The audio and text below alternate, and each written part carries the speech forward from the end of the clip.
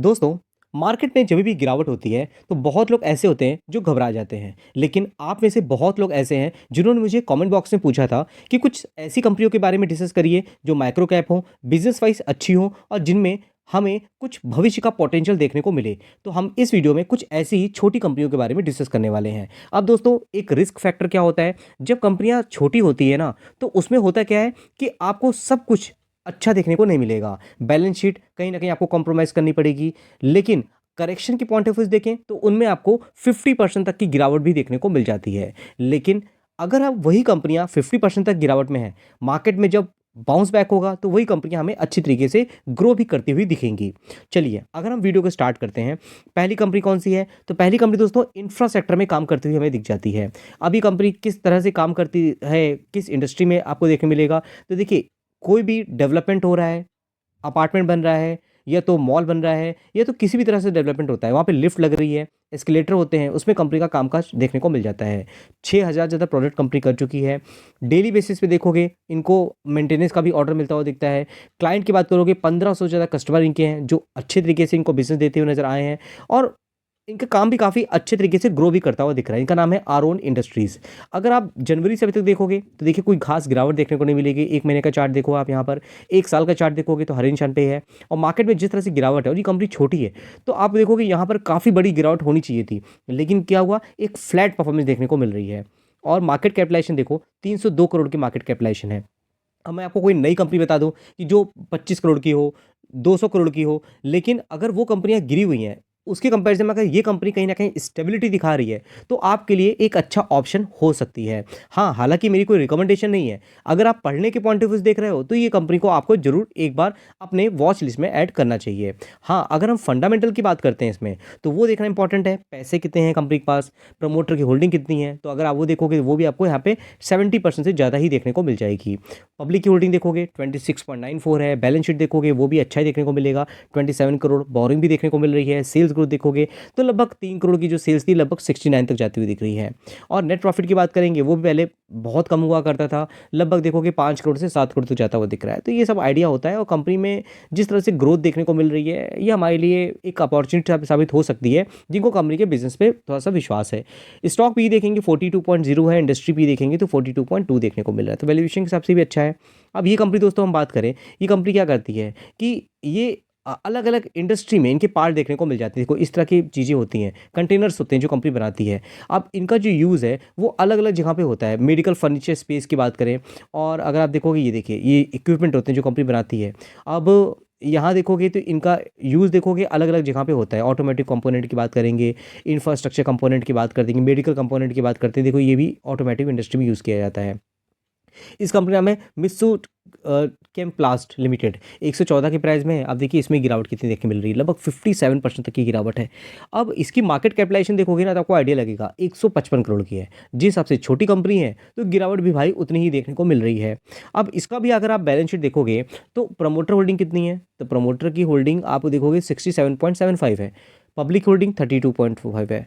उसके साथ में बैलेंस शीट की बात करेंगे तो रिजर्व देखिए सर 39 करोड़ के थे, तो 79 तक जाते हुए दिख रहे हैं। बोरिंग 60 करोड़ की है। सेल्स ग्रोथ की बात करेंगे तो पहले 60 करोड़ की सेल्स थी, 89 हुई, 100 में हुई, 300 तक गई। फिर नेट प्रॉफिट देखोगे यहाँ पर तो 101 करोड़ का जो नेट प्रॉफिट था वो 12 से 13 करोड़ हुआ, फिर देखो 8 से 9 करोड़ हो गया। तो जो ये देखोगे ना ईपीएस कहीं ना कहीं 8 से आपको 6 तक जाता हुआ दिख रहा है। तो ये सब चीज़ें हमें अपने माइंड में रखनी होती हैं।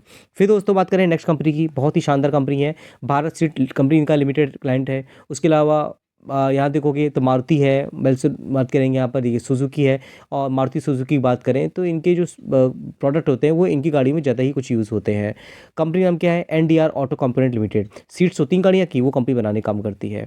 2000% तक के रिटर्न बने हैं। अगर आप देखोगे जनवरी से अभी तक में तो गिरावट कितनी देखने को मिल रही है, टॉप से अगर देखते हैं 32% तक की गिरावट है।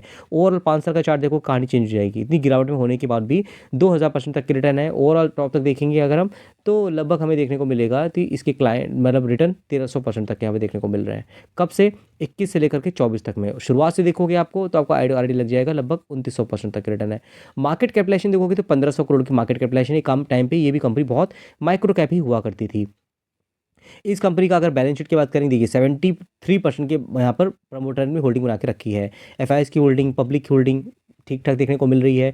बैलेंस शीट देखोगे 185 और 249, पहले के कंपैरिजन में रिजर्व बढ़ रहे हैं, बोरिंग जीरो थी जो कि 36 का है। जब से कंपनी छोटी है तब से बोरिंग कुछ खास देखने को नहीं मिलती है, लेकिन हाँ सेल्स 97 करोड़ की थी जो 600 करोड़ तक जाती हुई दिख रही है। नेट प्रॉफिट की बात करेंगे 7 करोड़ का था जो कि 15, 39, 44 तक जाता हुआ दिख रहा है।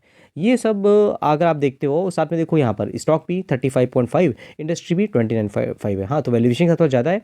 रिजल्ट एक्सपेक्टेड है, कंपनी अच्छा शो करती है तो इसका वैल्यूएशन अच्छा हुआ। ईयर ऑन ईयर देखोगे तो ईपीएस बढ़ते दिखेंगे। देखो सीट फ्रेम होते हैं, सीट ट्रिम होती है, पैसेंजर कार, यूटिलिटी व्हीकल इसके लिए बनाए जाते हैं।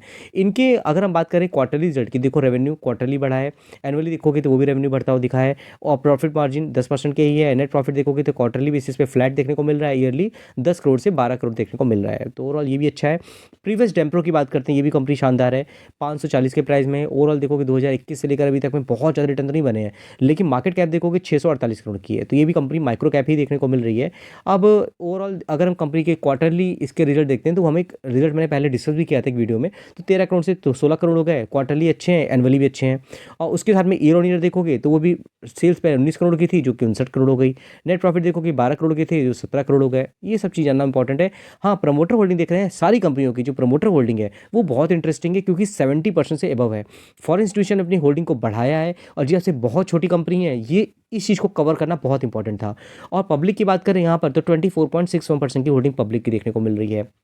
वैल्यूएशन के हिसाब से बात करेंगे तो स्टॉक भी कितना है 38.8, इंडस्ट्री भी देखोगे 55.5 है, तो वैल्यूएशन भी अच्छा है। अभी ये देखोगे डेंटल मटेरियल्स होते हैं, diagnosis, prevention and treatment of dental conditions, ये सब में कंपनी का कामकाज देखने को मिल जाता है।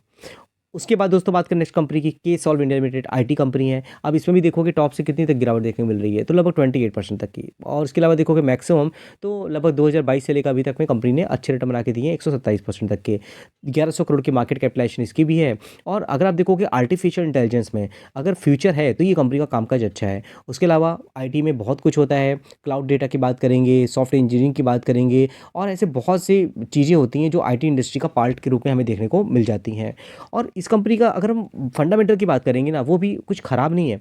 हाँ प्रमोटर होल्डिंग आप देखोगे 70% देखने को नहीं मिल रही है, लेकिन यहीं पे फॉरेन इंस्टीट्यूशन की होल्डिंग भी देखने को मिल जाएगी। पब्लिक देखोगे 39.4 है, और पब्लिक में देखोगे तो और भी इन्वेस्टर हैं, सचिन बालकृष्णा 5.5% की होल्डिंग इन रखी है। बैलेंस शीट देखोगे, रिजर्व बहुत अच्छे हैं, 21 करोड़ के हैं, जब से कंपनी बहुत छोटी है। बोरिंग देखो जीरो है, बोरिंग कोई कर्जा नहीं है इसमें, ये एक पॉजिटिव चीज़ है। और उसके साथ में सेल्स ग्रोथ 0.2 करोड़, काफ़ी स्ट्रगल किया कंपनी ने, सेल्स 125 तक पहुंच गई। नेट प्रॉफिट देखोगे तो जीरो ही था, फिर 1 हुआ, फिर 8 हुआ, 37 तक जाता हुआ दिख रहा है।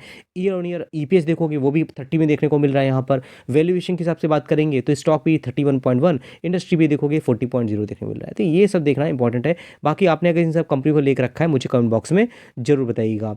एक लास्ट कंपनी दोस्तों है, ये बहुत इंटरेस्टिंग कंपनी है, बहुत ज़्यादा माइक्रो कैप हुआ करती थी, हमने पुराने चैनल पे कई बार डिस्कस किया। अब तो काफ़ी मल्टी बैगर बन चुकी है, लेकिन अभी भी इसमें काफ़ी पोटेंशियल है। अब ये कंपनी क्या करती है, चिलिंग सॉल्यूशन देती है। बहुत लोगों ने इसको लेकर रखा भी होगा, अगर आप मेरे साथ काफ़ी टाइम से जुड़े हो। 1993 से काम कर रही है।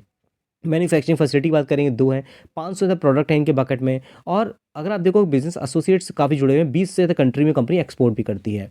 अब इनका जो बिजनेस अगर मैं यहाँ देखूँ, देखो इको फ्रेंडली यहाँ देखो मिलता है, और इनके जो प्रोडक्ट हैं अगर यहाँ देखने के, देखिए eco friendly solution company provide कराती है। देखिए अगर हम यहाँ देखते हैं तो आपको देख मिल जाएगा किस तरह के प्रोडक्ट देख मिलते हैं। ठीक है, हम नीचे आ जाते हैं, यहाँ पे देखने ये देखिए कोल्ड रूम एंड स्टोरेज होते हैं, कॉमर्शियल रेफ्रिजरेटर होता है, इंडस्ट्री रेफ्रिजरेटर की बात करें, ट्रांसपोर्ट रेफ्रिजरेशन की बात करें, अमोनियन रेफ्रिजरेशन की बात करें। अब देखिए अगर एफएमसीजी की मार्केट बात करें, फार्मा इंडस्ट्री की बात करते हैं, तो एक कहीं ना कहीं लिमिट लेवल पे हमें कहीं ना कहीं इसमें चिलिंग सॉल्यूशन चाहिए होता है प्रोडक्ट को, तो उसमें ये कंपनी का रोल बहुत इंपॉर्टेंट हो जाता है।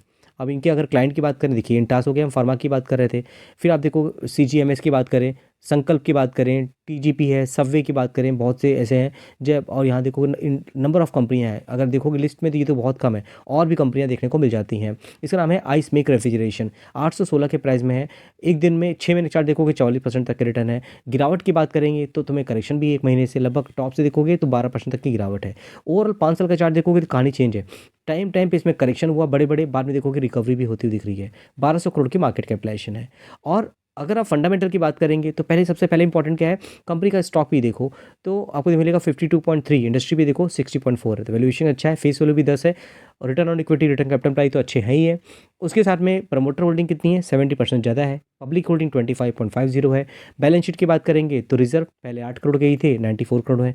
बोरिंग है 81 करोड़ की, जिसमें लॉन्ग टर्म बोरिंग भी है, शॉर्ट टर्म बोरिंग भी है।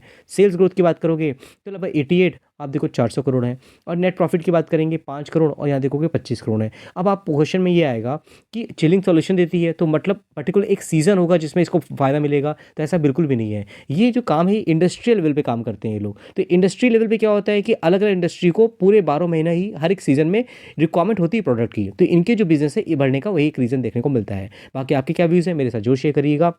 ड्यूरिंग द मार्केट बहुत से अपडेट आते हैं जो मैं अपने व्हाट्सएप चैनल पे अपलोड कर देता हूँ। जरूर जाके एक बार व्हाट्सएप चैनल चेक करिएगा, जुड़िएगा हमारे साथ। जितना आप लोग जुड़ोगे, अप्रिशिएट करोगे, लाइक का बटन दबा करके, मुझे कॉन्फिडेंस आएगा और भी मैं आपके लिए वीडियो डेली बेसिस पे लेके आता रहूँगा। पुराना चैनल दोस्तों हटने के बाद एक नया चैनल हमने बनाया हुआ है, आप लोग जुड़ते रहिए। पुराना अगर आप हमारे साथ जुड़े हुए हैं और अगर आप हमारे चैनल को पहली बार देख रहे हैं तो भी हमारे चैनल को आप सब्सक्राइब कर सकते हैं। बाकी हमारे चैनल पे आपको डेली बेसिस पे वीडियोस देखने को मिलते हैं, काफ़ी इन्फॉर्मेटिव वीडियो है, सेक्टर स्पेसिफिक वीडियो होते हैं। ड्यूरिंग द मार्केट क्या कुछ चल रहा है, शाम को मैं 2 वीडियो आपको डेली बेसिस पे मिलेगा और मॉर्निंग 8 o'clock आपको डेली एक वीडियो मिलता है। तो ठीक दोस्तों, फिर मिलते हैं नेक्स्ट वीडियो में, तब तक के लिए थैंक यू।